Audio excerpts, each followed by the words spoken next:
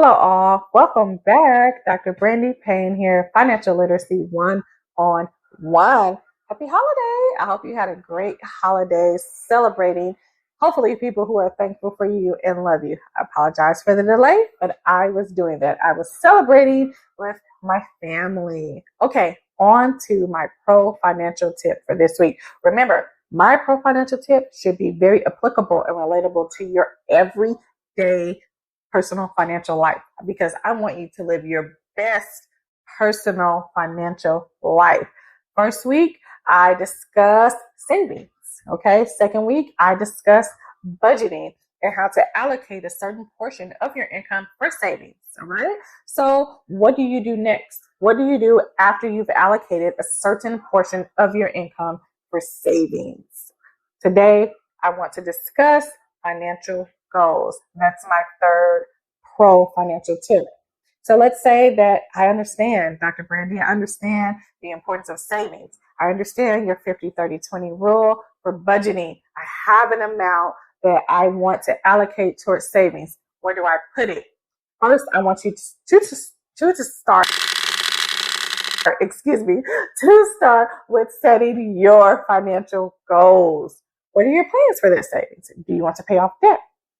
Do you want to save for retirement?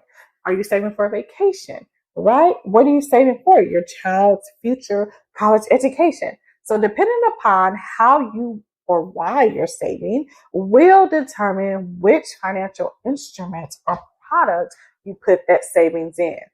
Let's say that you need the money immediately available to you, right? So let's say your savings to pay off debt from month to month. Let's say you're saving for an emergency and my car breaks down this week. I need a new brake pad or I need a new tire. I need that money liquid, right? So that means your financial goal is to have a savings for emergencies. So you need liquidity or a nearness or closeness to cash. You don't need, right, to have to take 1 or maybe even 3 days to get the money you need to remedy the emergency situation.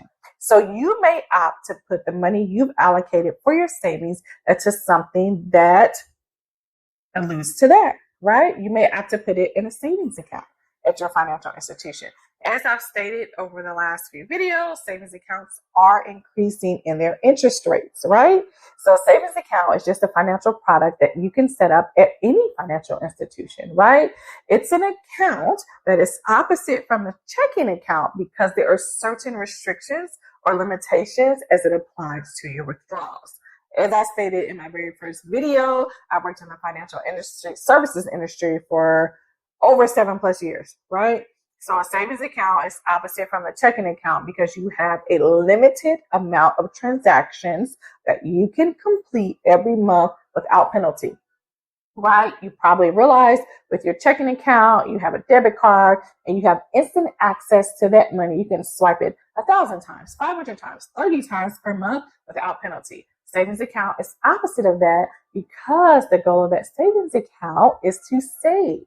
However, if you have a set amount of money that you saved, right, or that you're trying to save every month that you've allocated through your budget and you want it to go to a savings account because you may not need it immediately, you may not need it every day or every week, but maybe you need it once a month, then you may want that money to go to a savings account, right? And with a savings account that you can set up at your financial institution, just know that your interest rate, your account opening required amount, or your minimum balance will dictate your interest rate, right? So the minimum amount that you're required to maintain, which is called your minimum balance requirement, or the opening deposit amount, which is just the amount that you're required to open the account to have that amount on hand, will dictate your interest rate. So you can probably imagine that the higher the amount, the higher the interest rate, right? So as I've stated, start with establishing your financial goals. Why is that a pro tip, right? Okay, so let's say you have $10,000, right? You're saying, okay, yes, I have this excess cash with $10,000.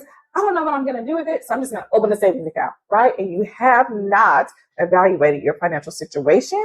You have not created a budget, so you don't know that, hey, Possibly I should have allocated a certain portion of this money into something else, right?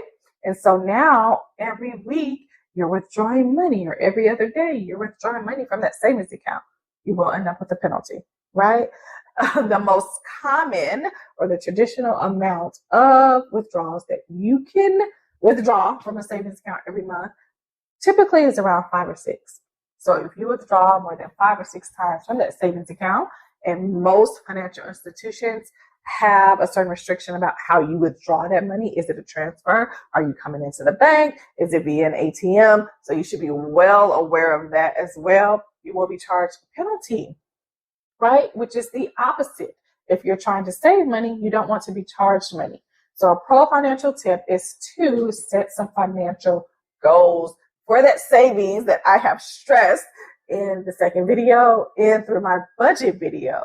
So if you're saving for an emergency fund, you want to keep your money liquid. You want to have a nearness or a closeness to cash to where you can get that money out without delay via going into your financial institution and withdrawing it or using an ATM card. Let's say your financial goal is saving for retirement, right? So then you would want to set up specific types of retirement accounts you can do it through your financial institution, right? You can do it online yourself, where you can just go log into your account via your financial institution and set up a retirement account. Just know that if you're setting up a retirement account, that if you withdraw money before retirement age from that retirement account, you will pay penalties. You will pay fees. I've done it. It's not worth it. Let's say that your financial goal is saving for your children's educational expenses, right? You could very well do that as well. And there are different types, specific types of accounts that you can set up that will say, hey, the funds that you set aside in this particular type of account, one is a 529 plan, and that money can only be used for educational expenses, right? I would encourage you to consult with a licensed representative from your financial institution or whatever financial institution you decide to go with, if that is your particular financial goal, and understand all the requirements, conditions, and restrictions, okay? Bottom line of this pro financial tip video for this week after the Thanksgiving holiday is to set financial goals for that savings. You can have more than one savings, by the way, right? You can save for an emergency fund. You can save for retirement. You can save for your children's financial education. You can also save for paying off debt, right? So you can have an account that says, I want to pay off debt. I have a certain amount where I want to allocate to my child's educational future. I have an amount that says, hey, I want to save for retirement, or have an amount that I just want to save for general expenses. You can do all of the above. The point is, though, if you watched that last video, you want to budget. So you can allocate a certain amount to all of those saving expenditures, right? So just know that.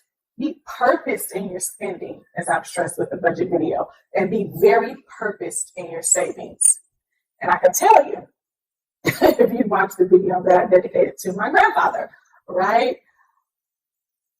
Not being financially knowledgeable, right? Or having these basic pro financial tips that I'm stressing in these videos can be very costly. I have made some very costly, unwise financial decisions. And so I'm just here to tell you what I learned and have a lot of bought lessons. Right? So until next time, set some financial goals, especially going into this next holiday. Don't be tempted or guilty and just spending over and beyond what you have. Think about your future. If you have people that depend on you, think about their futures as well. I will continue to discuss financial resources and products that can set your generations up for financial success. Thank you so much for tuning in. Remember to hit like, hit subscribe, and hit that notification bell. Until next time, set your financial goals. Bye-bye.